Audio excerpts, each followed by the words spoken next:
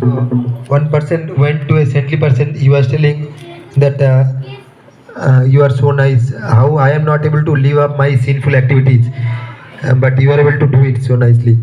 Then the saintly person told you, don't think of now or those things now. You are able to die in 5 days, 7 days. So you go and take care of the family, etc. So no, don't think of that thing. You are not able to. So he went away. So he was become very morose that within 7 days I am able to die. I will be dying. So then he was doing all the duties, all the perfect duties perfectly. So whatever he has to do to distribute his money, Hare Krishna. Prasad second his money and whatever he has to do, he has done it very perfectly. Then the saintly person came to his house. Then he offered the obeisance. Then he told, I will die.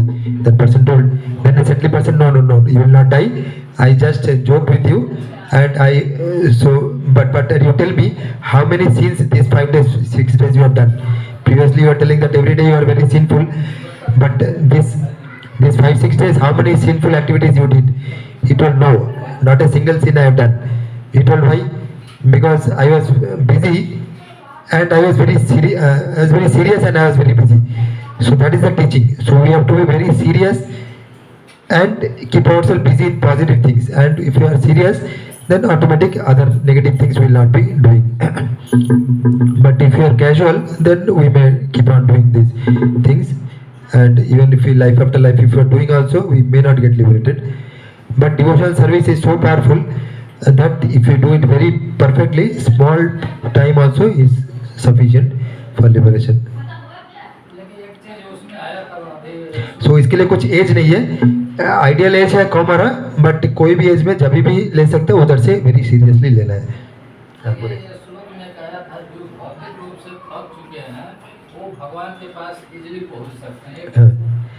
क्योंकि जो दूसरा श्लोक में ही बोला ना, जन्म ऐश्वर्य श्रुति भी, हाँ, जिसके लिए जन्म ऐश्वर्य सब कुछ अच्छा है, वो भगवान के पास जाएगा नहीं. वो तो शेल्टर करेगा मेरे बैंक बैलेंस है, वही मेरा शेल्टर सोचेगा. बट जो थक चुके हैं, मतलब जिसको पता चल गया कि ये मेटेरियल वर्ल्ड दुखला है, शाश्वतम, ये सिर्फ दुखा है. जो सुख हम लोग सोचते हैं, that is only removal of the unhappiness थोड़ा टाइम के लिए चला गया, उसी को हम लोग सुख सोचते हैं. ये जिसको समझ में आया वही सरेंडर कर सकता है. बट जिसको समझ में नहीं आया, जो सोच रहा है मेरा घर, मेरा वाइफ, मेरा चिल्ड्रन, मेरा बैंक बैलेंस, वही मेरा भरोसा है, जो बहुत ऑपुलेंट है, वो अप्रोच नहीं करेगा भगवान को. तो रियलाइज करना पड़ेगा, जब सफरिंग आएगा बीच बीच में, उसको भूलना नहीं, उसको डायरी में नोट करके रखना है. ये सफरिंग में मैं था, डेली उसको देखना है. जब अच्छा दिन आएगा तभी भी उसको देखना है, ये सफरिंग में मैं था. एक दिन उस टाइम मैं भगवान के पास प्रेयर कर रहा था, भगवान मुझे ये सफरिंग से रिमूव करो. आज मैं भूल चुका, वो डायरी में लिख के रखना है. जब भी भगवान को दुख आएगा, दुख पक्का आएगा, उसमें कोई डाउट ही नहीं है, तो उस टाइम उसको लिख के रखना है. एंड जब सुख आएगा तब तो थोड़ा सीरियस होके भजन करना है.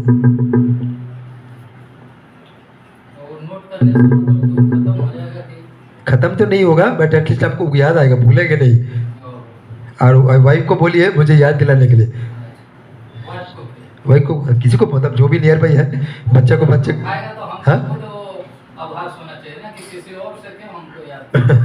ठीक है, किसको जो याद करा सकते हैं इसको बोलिए, जो इसको आपको याद करेगा, जो रियल वेल विशर है, जो रियल आपका भला चाहता है. ये जो भला टेम्पररी हम लोग सोचते हैं, वो एक्चुअल भला नहीं है, वो टेम्पररी भला है, वो रियल भला ही नहीं है. जो रियल हमारा भलाई सोचेगा वो रिमाइंड करेगा. तो किसी को बोल दीजिए हमको रिमाइंड करने के लिए, जब हम बहुत अच्छे रहेंगे. कोई नहीं है, तो इसलिए मोर एंड मोर एसोसिएशन करना पड़ेगा सेंटली पर्सन से. और हाँ,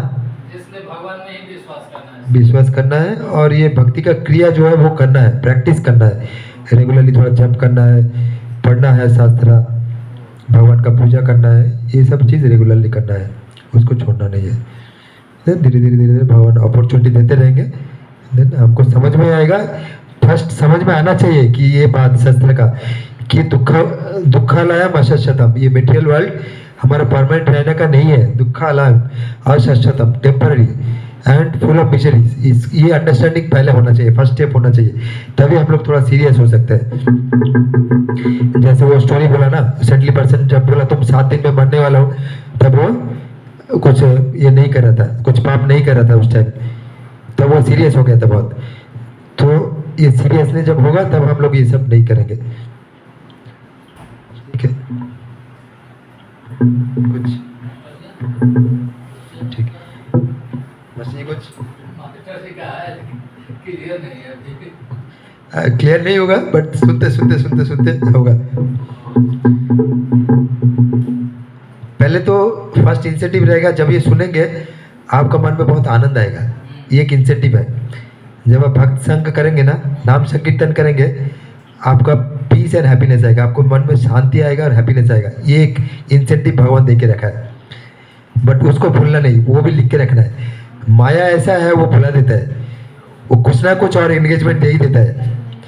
आज मेरे बेटे का ये है, इसका वो है, उसका वो है, बहुत सारा थाउजेंड सब चीज़ दे देता है, भूल जाता है। तो उसको भी याद रखिए, जो पीस एंड हैप्पीनेस आपको मिलता है ये नाम संकीर्तन करने से, उसको भी डायरी में लिख के रखिए। जब भी संडे आएगा, सैटरडे आएगा, सब फ्राइडे को वो डायरी खोलिए।